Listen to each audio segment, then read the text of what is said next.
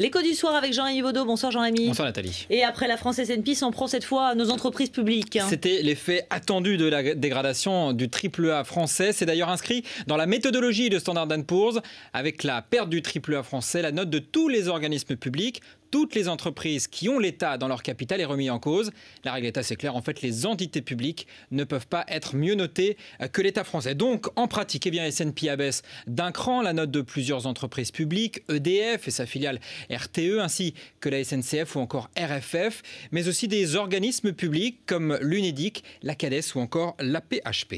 Quel impact est-ce que tout cela aura sur notre portefeuille? Eh bien, cet effet domino fera qu'à l'avenir, eh bien, ces entreprises, ces collectivités devront faire face à des créanciers un peu plus méfiants. Elles devront donc théoriquement payer plus cher pour emprunter de l'argent. Ça peut changer par exemple les plans d'investissement de certaines entreprises. Pour la SNCF, par exemple, on pourrait pousser le raisonnement en disant qu'un jour, eh bien, les prix des billets augmenteront pour compenser ces difficultés de financement. Autre illustration, les collectivités locales, elles aussi, elles ont des notes. La région Île-de-France ou encore Paris ont ce fameux AAA. Elles vont donc bientôt le perdre dans la même tendance.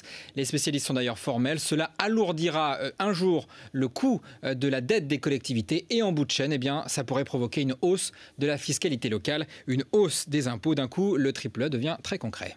L'écho en plus, c'est la Grèce qui tente de renflouer ses caisses grâce à la pub. Oui, il sera bientôt possible de tourner une pub devant le Parthénon. La Grèce a décidé, ce qui n'était pas du tout possible avant, d'autoriser l'exploitation publicitaire de ses sites les plus prestigieux. On pense évidemment à des sites archéologiques comme l'Acropole, un sacrilège pour les archéologues, mais la crise a changé la donne et finalement le prix reste assez raisonnable. Ça coûtera 1 600 € par jour, c'est un forfait. Le ministère de la Culture prétend que cela permettra aussi de mieux assurer la promotion de la Grèce et son patrimoine à l'étranger. Quoi qu'il en soit, ça fait de l'argent en plus. Merci beaucoup Jean-Rémy Baudot.